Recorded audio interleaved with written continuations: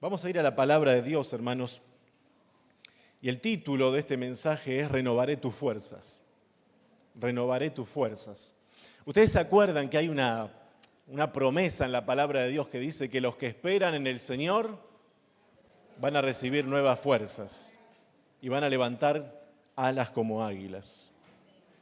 Así que, hermanos, si alguno de ustedes está esperando en el Señor y está pasando por un momento de espera, de paciencia, bueno, esperen con paciencia, porque a veces podemos esperar impacientemente y con mala gana, pero esperemos de buena gana porque hay promesas para aquellos que saben esperar en Dios. Y saben que fe es esperar en los tiempos de Dios. Eso es fe. Vamos a ir a Efesios capítulo 6, versículo 10. Efesios 6, versículo 10. Dice: por lo demás, hermanos míos, fortaleceos en el Señor y en el poder de su fuerza. Vestíos de toda la armadura de Dios. ¿Vieron que ahí dice vestíos de una parte de la armadura de Dios? De toda la armadura de Dios. ¿Para qué? Para que podáis estar firmes contra las acechanzas del diablo. Otra traducción, la Biblia de las Américas, en vez de decir contra las acechanzas del diablo, dice contra las insidias del diablo. Insidias quiere decir una acción maliciosa o engañosa que se lleva a cabo con la intención de causar daño a otra persona de forma disimulada. Es un comportamiento que busca sorprender a la víctima aprovechándose de su confianza o de un momento de descuido. Eso es la insidia. Y la Biblia dice: por lo demás, fortaleceos en el Señor y en el poder de su fuerza. Vestíos de toda la armadura de Dios, con el fin, con el propósito de que puedan estar firmes contra las acechanzas, contra las insidias, contra las artimañas, contra los ataques del diablo. Ahora, hermanos, hoy quiero hablar de la fortaleza y de la firmeza espiritual. Sigue hablando el versículo 12 y dice: porque no tenemos lucha contra carne y sangre, sino contra principados, contra potestades, contra los gobernadores de las tinieblas de este siglo, contra huestes espirituales de maldad en las regiones celestes. Por tanto, vuelve a repetir algo: tomad toda la armadura de Dios. ¿Para qué? Ya no es solamente para resistir, sino para resistir, sí, para que podáis resistir en el día malo. Primero dijo: tomen toda la armadura de Dios para que puedan estar firmes contra las acechanzas del diablo. Y ahora dice: tomen toda la armadura de Dios para que puedan resistir en el día malo. Y habiendo acabado todo, estar firmes. Estad pues firmes, ceñidos vuestros lomos con la verdad y vestidos con la coraza de justicia y calzados los pies con el apresto del evangelio de la paz. ¿Vieron que hay dos expresiones que se repiten continuamente en tan pocos versículos? Número 1 habla de estar firmes. 3 veces se repite la expresión estén firmes. Y 2 veces se repite tomen toda la armadura de Dios. ¿Por qué estar firmes y tomar toda la armadura de Dios es una constante en tan pocos versículos? Porque como humanos, hermanos, nuestra naturaleza humana tiene una tendencia a algo que se llama inestabilidad. Amén, gloria a Dios. Como humanos, nuestra naturaleza tiende a la inestabilidad en todo aspecto de la vida, principalmente en el ámbito espiritual. ¿Se acuerdan que el pastor Manolo mencionó un versículo bíblico de Mateo, en donde la Biblia nos habla de que hay creyentes que son de corta duración? En realidad lo mencionó Manolo, pero lo dijo el Señor. El Señor dijo que había creyentes que eran de corta duración, que empiezan bien, que tienen ánimo, que se les enseña la palabra y están eufóricos, que pareciera que están teniendo un toque del Señor, pero en realidad dice, pero hay que tener mucho cuidado, porque hay personas que empiezan de esa manera, con mucho ánimo, con mucho deseo, se enamoran de la iglesia, de los pastores, pareciera que están viviendo una luna de miel espiritual con el Señor, donde todo es un romanticismo tremendo, pero la Biblia nos enseña que si no nos ponemos toda la armadura de Dios y si no estamos firmes, corremos el peligro de ser creyentes de corta duración. Yo he conocido muchos hermanos que empezaron muy bien en el camino del Señor. La iglesia era la iglesia mejor, los pastores eran los mejores, los hermanos eran todos lindos, hermosos. La alabanza era la mejor del mundo entero, éramos mejor que Hillsong y que otro grupo, Betel, no sé, no, me parece hay uno que se llama Betel por ahí, no sé. Éramos lo mejor, pero a veces las personas son muy cambiantes. Y de repente uno puede, como me pasó a mí, de repente, no acá, hermanos, acá no me ha pasado, pero en el Uruguay de repente podía ser el mejor pastor que había en la ciudad y la misma persona al poco tiempo irse de la iglesia porque un pastor como quien les habla no podía estar ministrando las cosas del Señor. Entonces, la gente es muy cambiante, pero la palabra de Dios nos insta a estar firmes, a no ser fluctuantes, a no ser creyentes emocionales, porque hay creyentes que son muy emocionales, se emocionan, están viviendo en una emoción continua, vieron que es como la efervescencia, vieron cuando uno se sirve estas bebidas que tienen gas, que parece que va a rebalsar el vaso, pero en realidad uno lo deja y es pura efervescencia. Y hay creyentes que son así, son pura efervescencia, es pura emoción, están emocionados, tienen ese sentimiento. Pero en realidad lo que Dios no quiere es que estemos emocionados, sino que estemos con una convicción espiritual firme, donde nada ni nadie nos pueda mover. Pablo tuvo que escribir, por ejemplo, a los tesalonicenses, les tuvo que escribir también a los hebreos, le tuvo que escribir a los creyentes que vivían en Efeso y les tuvo que escribir en varias de sus cartas y epístolas y decirles que no se dejen mover fácilmente del modo de pensar, que no sean creyentes fluctuantes, que no fluctúen, que no sean como niños espirituales, que hoy quieren una cosa, que piensan otra, que mañana cambian. Hermanos, nosotros necesitamos firmeza espiritual y esa firmeza puede venir solamente de Dios.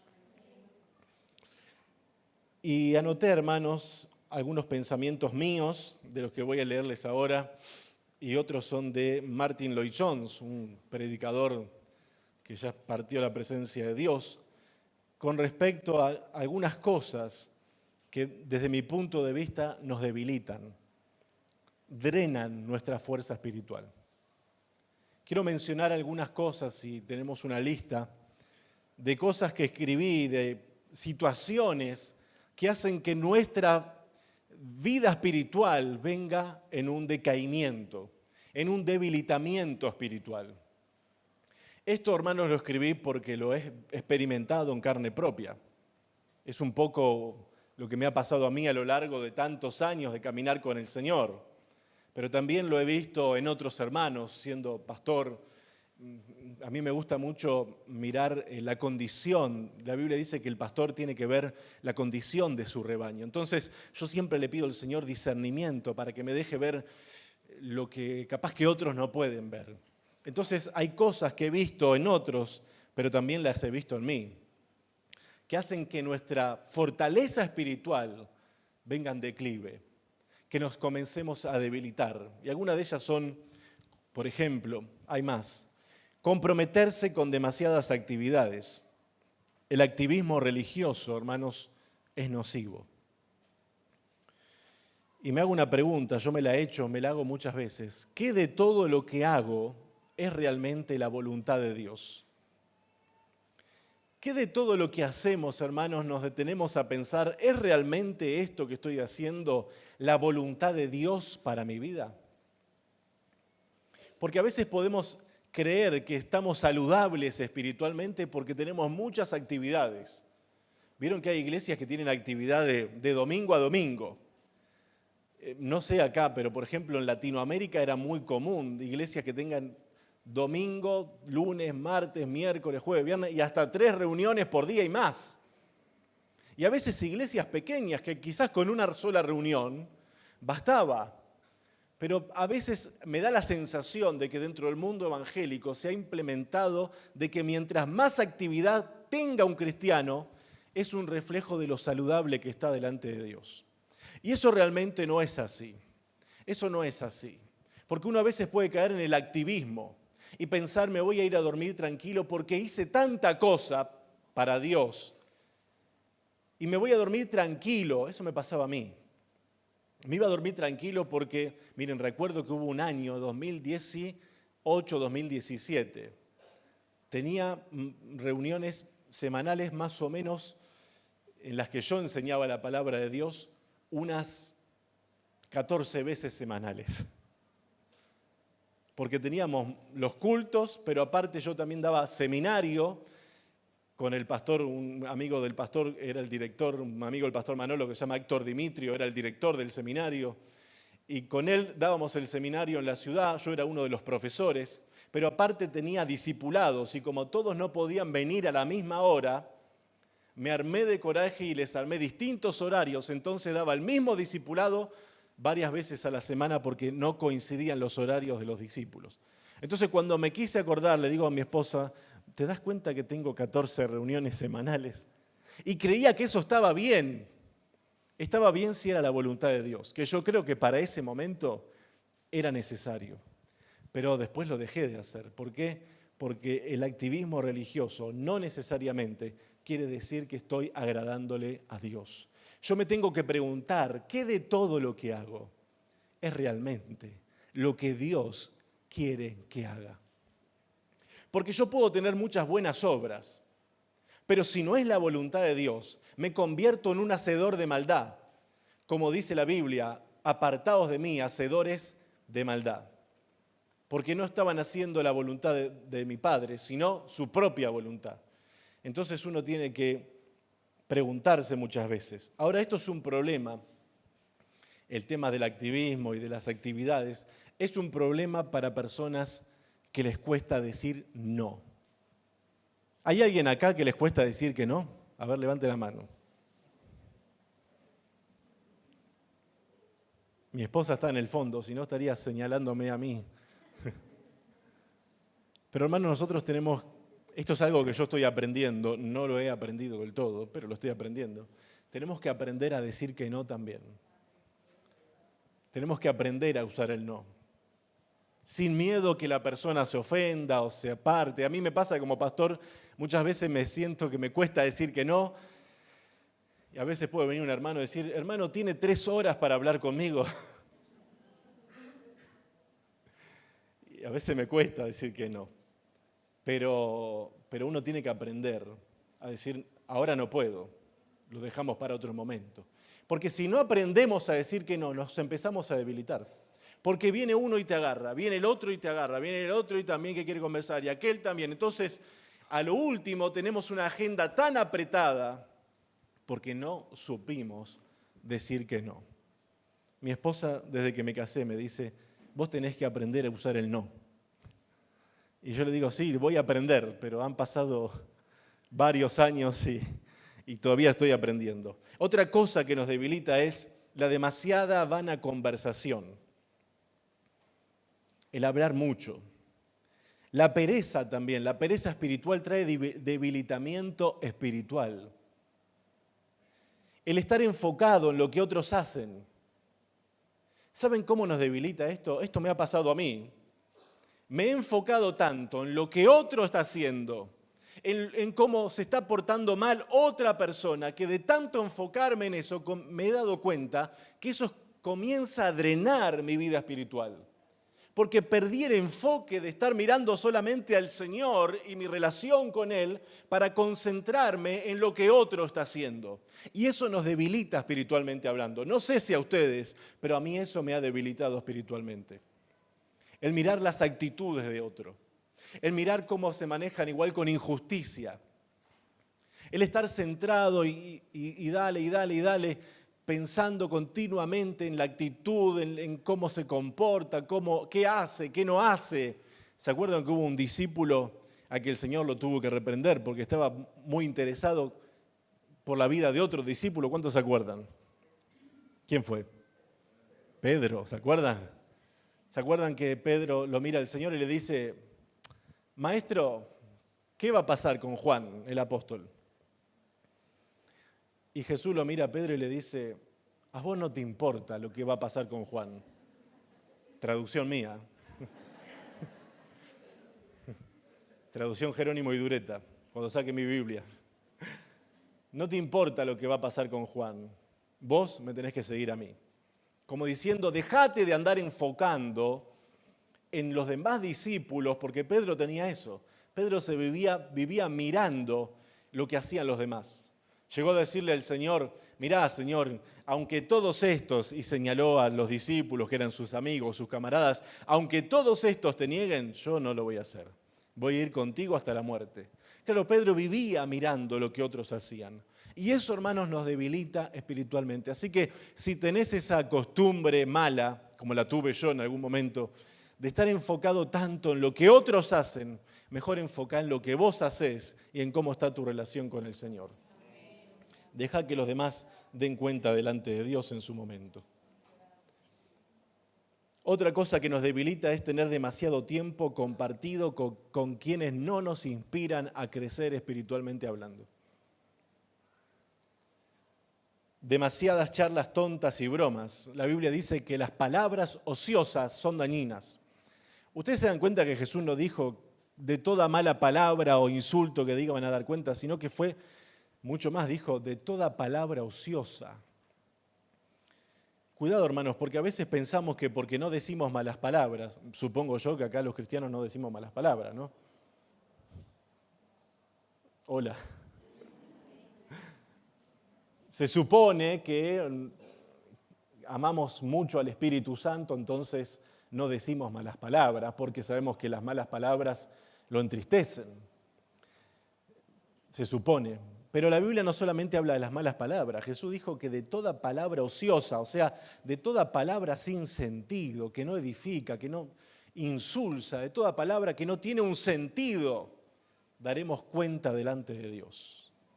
Así que nosotros a veces nos cuidamos mucho de, no digo malas palabras, pero a veces puedo decir palabras sin sentidos, ociosas. Mi esposa a veces me reprendía y me decía, cuando yo a veces hacía algún chiste, me decía, acordate que no hay que decir truanerías. Acordate que no hay que decir truanerías. Entonces yo le decía, tenés razón. Y ahí me iba y le pedía perdón al Señor. Otra cosa que nos debilita es querer ir al ritmo de los demás. Eso también nos debilita. Cuando nosotros queremos ir al ritmo de otros. Cuando yo quiero, encajar y parecerme a otros. Hace poco no sé quién me decía que una de las cosas que le gusta de la iglesia de acá es que habemos 3 pastores acá en Santa Cruz y ninguno de los 3 se parece en nada. Ni físicamente, ni a la hora de hablar, ni a la hora de expresarse, ni nada. Lo único que nos parecemos es que predicamos la misma palabra.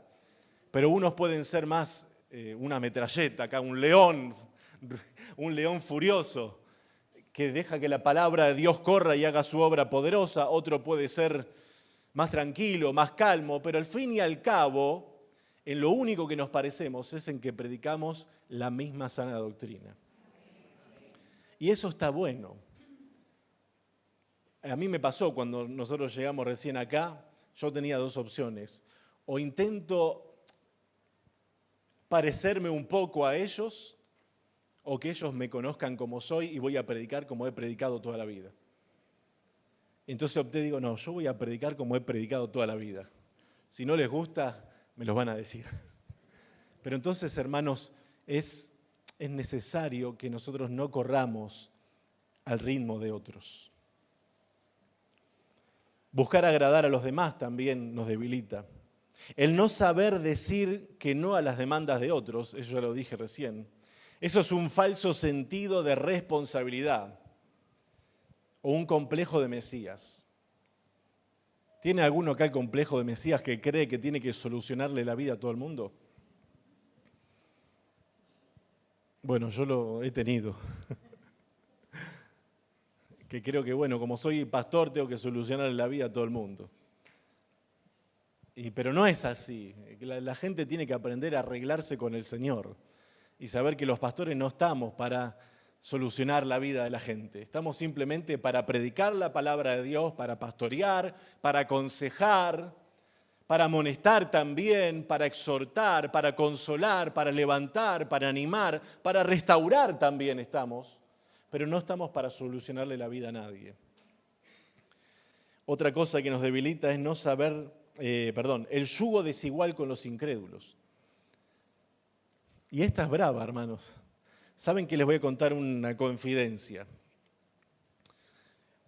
Algo que he visto, hermanos, y esto ya no es porque lo he hecho yo, sino porque lo he visto en otros, que muchas veces hay, perdónenme las hermanas, pero lo digo porque como he tenido tantas consejerías, ustedes saben que me ha pasado muchas veces que hay hermanas que saben que no pueden ir a buscarse novio al mundo y lo hacen igual.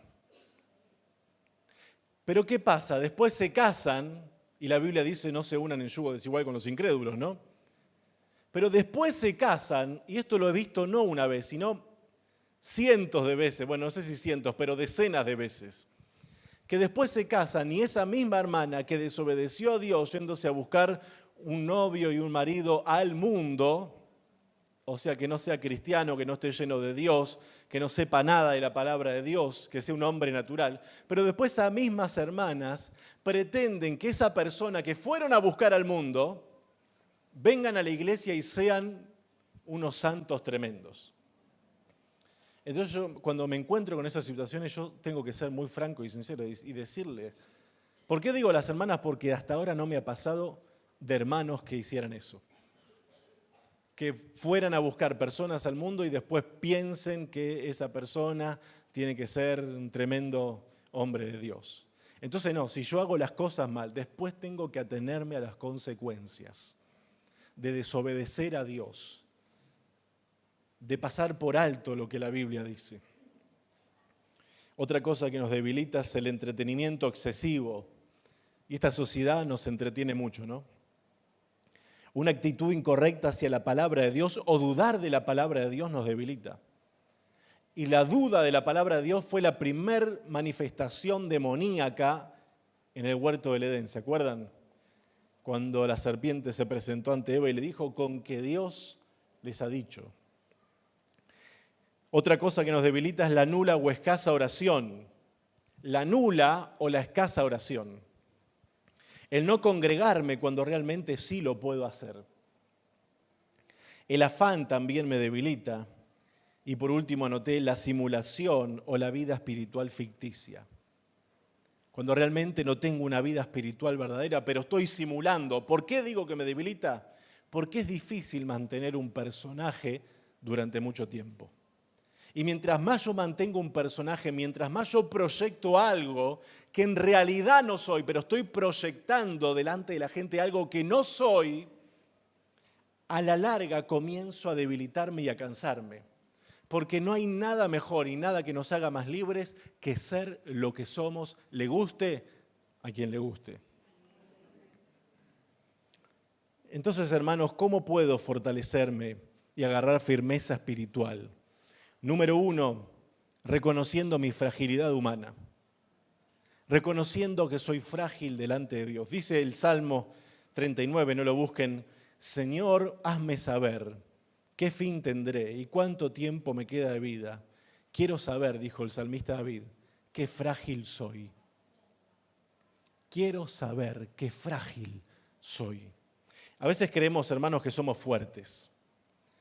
Pero no nos olvidemos que somos santos y humanos. Y cuando más útil yo me siento, cuando más capacitado me siento para hacer la obra de Dios, es cuando Dios más puede prescindir de mi presencia. La Biblia, hermanos, contiene un acervo, una colección de hombres y mujeres débiles que por la gracia de Dios lograron conquistar lo imposible. La fortaleza del hombre, hermanos, acuérdense de esto, la fortaleza nuestra es reconocer nuestra debilidad y trabajar con el Señor en esa debilidad. Porque tengo una noticia para darles a todos ustedes que están acá, y a los que nos están mirando, y a los que están allá arriba también. Tengo una noticia para darles.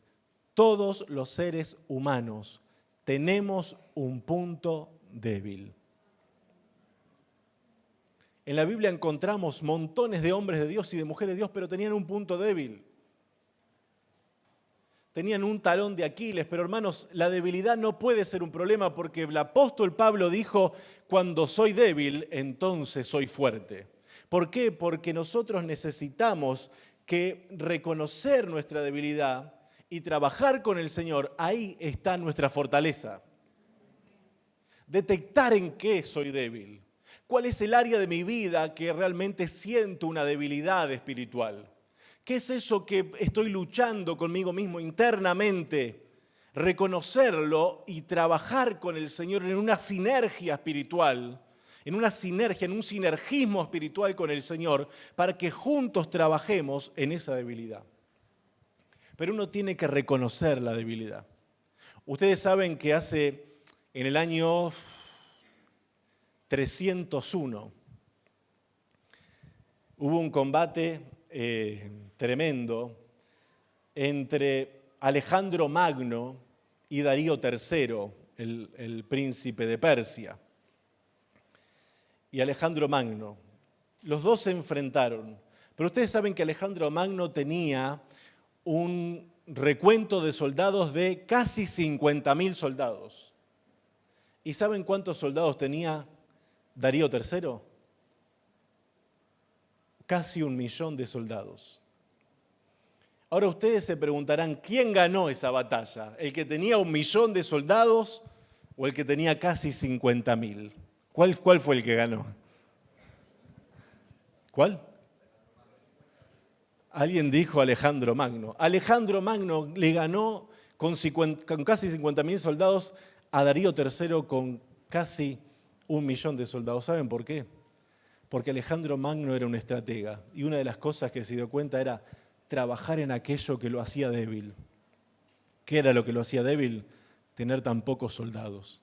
Sin embargo, Darío III dijo, esto es pan comido. Entonces se confió en su fortaleza y su fortaleza fue la causa de su ruina. Por eso nosotros tenemos que aprender a que Dios trabaje en nuestra debilidad. Esta batalla, si quieren buscarla, se llama la batalla de Arbela. La batalla de Arbela. La pueden buscar en internet, en donde justamente cuentan esas cosas. Otro punto importante, hermanos, para fortalecerme es encontrarme con las Sagradas Escrituras y encontrar en las Sagradas Escrituras mi alimento diario. Nutrirnos de la palabra de Dios, pero no solamente nutrirnos acá en el culto. No solamente nutrirme yo hago el devocional con el pastor Manolo todos los días a las 9 de la mañana y después me olvido. Eso es una ayuda, eso puede ser algo que pueda complementar, pero yo necesito tener mi tiempo a solas con la presencia de Dios y alimentarme, nutrirme de la palabra de Dios. Porque hay poder en la palabra, porque hay vida en la palabra. La palabra no es mágica, hermanos. La palabra no es un amuleto. Me acuerdo que un día entré a una panadería en Florida, Uruguay, y vi la Biblia abierta en la panadería, estaba y me acerco al panadero todo contento y le digo, ¿sos cristiano que tenés la Biblia abierta? Y me dice, no, la tengo abierta en el Salmo 91 para que espante los malos espíritus. Y me dieron ganas de agarrar la Biblia y partírsela en la cabeza. Pero me acordé que era cristiano yo, así que No pude hacer eso. Pero hermanos, la Biblia no es un amuleto mágico, pero hay poder en la palabra. ¿Cuándo hay poder? Cuando yo la leo, cuando la estudio y cuando comienzo a vivir de acuerdo a la palabra de Dios. Y no hay demonio en el infierno que pueda con el creyente que está lleno de la presencia de Dios y de la palabra de Dios. Porque hay vida en la palabra, hay vida en la palabra de Dios, hay sanidad en la palabra de Dios, hay nutrición en la palabra de Dios, hay alimento en la palabra de Dios. No solo de pan vivirá el hombre, sino de toda palabra que sale de la boca de Dios. Pero ¿cuántos creyentes hay que no se alimentan de la palabra? Ahora tengo ahí a Guille, que el pastor Manolo me lo encomendó. Trabajo duro, pero una bendición porque uno ve el cambio. A mí me encanta, hermano, aunque sea una persona que vos digas, este no se va a convertir más. Cuando uno empieza a ver el cambio, qué alegría. Pero a veces es triste cuando como pastores damos tiempo y vemos que las personas no cambian. Pero cuando cambian, como que Dios me renueva la paciencia y las fuerzas. Pero qué bueno porque acá el hermano que es tan nuevo, continuamente, yo creo que me está discipulando él a mí. Pero ¿cuál es nuestro alimento espiritual? ¿Comemos comida chatarra? ¿Comemos comida de esa que es rápida, que no duramos ni 5 minutos? ¿Comemos comida procesada? ¿De qué nos alimentamos? Nosotros podemos alimentarnos de comida chatarra, espiritualmente hablando, o de la buena comida que sale de la boca de Dios. Yo siempre digo que nosotros los pastores no somos los cocineros, no venimos acá y les cocinamos una comida, simplemente somos, como dicen acá, los camareros y solamente servimos lo que salió de la cocina celestial. Entonces, hermanos, si no nos alimentamos de la palabra de Dios, estamos famélicos. Estamos desnutridos espiritualmente hablando. Sufrimos de anorexia espiritual. Pero nosotros, hermanos, necesitamos volver a la palabra de Dios. Pablo le escribe a Timoteo, si enseñas esto a los hermanos, serás un buen ministro de Jesucristo, nutrido con las palabras de la fe y de la buena doctrina que has seguido. El otro punto, y ya me quedan 2 y con esto voy terminando. Si queremos estar fortalecidos espiritualmente, no descuidemos las conexiones divinas que el Señor ha provisto para nosotros. Porque hay relaciones, hermanos, que son casuales. Hay relaciones que son casuales. Pero hay relaciones que nosotros tenemos que tener la capacidad de discernir cuando hay relaciones divinas, cuando Dios te pone una persona al lado que te va a ayudar a crecer espiritualmente hablando. La Biblia no por nada dice, no se dejen engañar. Las malas compañías corrompen las buenas costumbres. Las malas compañías corrompen las buenas costumbres. Yo siempre le digo a un pastor amigo, Dios te ha puesto al lado de tanta gente ungida, de tanta gente con tanta bendición, que tenés que aprender a no descuidar ese tipo de relaciones. Porque son relaciones donde Dios las va a usar a esas personas para cumplir el propósito de Dios con tu vida. Y el último punto, y con esto los músicos pueden ir pasando, depender del Espíritu Santo. Depender continuamente de la presencia gloriosa del Espíritu Santo de Dios. En el capítulo 2 de Ezequiel se nos relata cuando el Espíritu Santo entró en el profeta Ezequiel. Y hay una expresión en el capítulo 2, versículo 1, perdón hermanos que no te lo pasé, pero en el capítulo 2, versículo 1 del profeta Ezequiel, miren lo que dice. Me dijo, hijo de hombre, ponte sobre tus pies y hablaré contigo. Versículo 2. Y luego que me habló, entró el Espíritu en mí y me afirmó sobre mis pies. Y oí al que me hablaba. No puede haber firmeza espiritual en nuestra vida si no dependemos del Espíritu Santo. Si ignoramos la presencia del Espíritu Santo. Si no sabemos ni quién es el Espíritu Santo. No puede haber una vida cristiana fructífera sin estas dos cosas. La palabra que ahí aparece en este capítulo 2, en los 2 versículos, aparece la importancia de que él oyó la palabra de Dios, oyó las palabras que salían de la boca de Dios, pero aparte hubo una manifestación del Espíritu Santo que dice, y luego que me habló, entró el Espíritu, hablando del Espíritu Santo, en mí y me afirmó sobre mis pies. Hermanos, no pretendamos vivir la vida cristiana en victoria si ignoramos la presencia del Espíritu Santo.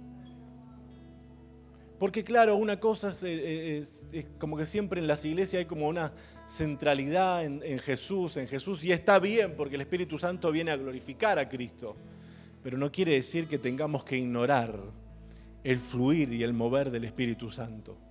Porque Jesús, les recuerdo, miró a sus discípulos y les dijo, es necesario que yo me vaya, para que si yo me voy, va a venir y va a vivir en ustedes y va a estar con ustedes y va a estar sobre ustedes la presencia de mi Espíritu. Entonces, hermanos, no ignoremos al Espíritu de Dios. No entristezcamos al Espíritu de Dios. Dependamos completamente de Él. Yo siempre les digo, yo no puedo estar firme, yo no puedo cumplir el llamado, no puedo cumplir el ministerio con mis propias fuerzas. Y una de las palabras que el Señor me dio cuando me metió en el ministerio, porque en el ministerio no nos metemos, al pastorado, el que se mete en el pastorado sin que Dios lo llame, es terrible. Le va a ir mal y va a sufrir y es mejor que se dedique a otra cosa. Pero cuando Dios pone a alguien en el pastorado, cuando es Dios realmente el que lo llama, Dios me dio una palabra cuando Dios me llamó. Era muy joven.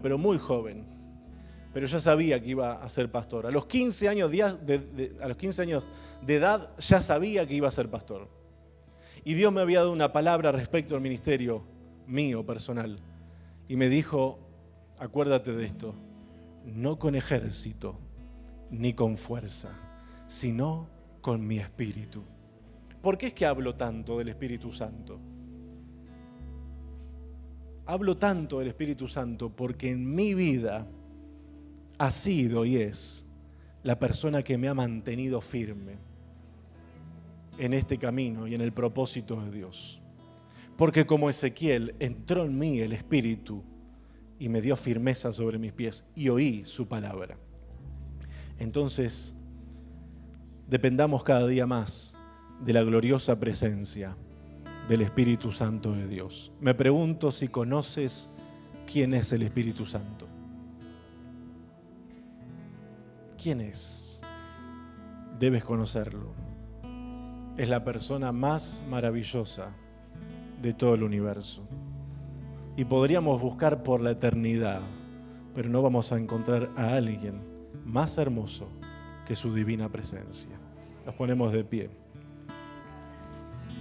Gracias te damos, Señor, una vez más por tu palabra. Te honramos, Señor, te bendecimos, te exaltamos. Gracias, Señor, gracias. Ayúdanos a estar firmes y constantes, creciendo en tu obra, en tu llamado, en tu voluntad.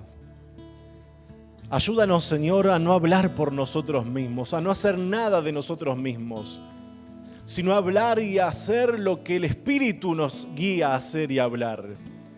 Ayúdanos a tener ese calibre espiritual, Señor, ese nivel de espiritualidad tan elevado, Señor, donde podamos realmente depender del Espíritu de Dios y no de nuestras propias fuerzas, no de nuestras capacidades humanas, que a veces pueden ser muchas o a veces pueden ser muy pocas y escasas. Señor, yo quiero depender de tu presencia. Yo quiero depender y poder decir como Moisés: si tu presencia no va conmigo, no nos saques de este lugar, Señor. Tu presencia es lo que más anhela y necesita nuestra vida. La gloria de tu poder irrumpiendo en nuestra vida, en nuestra casa. El poder de la palabra desatado en los corazones, Señor.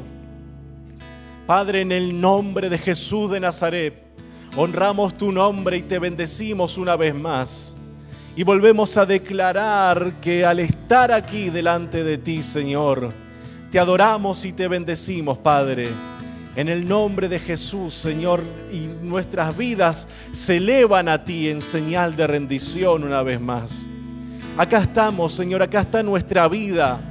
Acá está nuestro corazón, que a veces no está de la mejor manera, pero creo que tú puedes restaurarlo. Y que en tu presencia hay sanidad y restauración. Y que en tu presencia se rompen las cadenas espirituales de maldad. Y que en tu presencia hay fuego de Dios para nuestra vida y para nuestros corazones. Señor, queremos vivir una vida en abundancia como tú lo prometes. Queremos vivir, Señor, en la hermosura de tu presencia. Queremos remontar alas como las águilas, Señor. Queremos levantar vuelo, Señor, y esperar en ti, Dios mío. Señor, toma nuestra vida una vez más.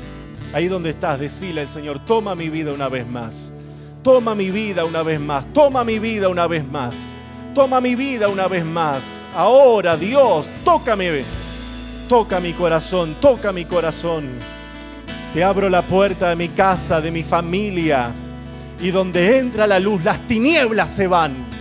En el nombre de Jesús de Nazaret. En el nombre de Jesús de Nazaret. Vamos, hermanos, levantemos, cantemos al Señor. Tu lado vi, mi espíritu a tu diestra, yo te guardaré y te guardaré.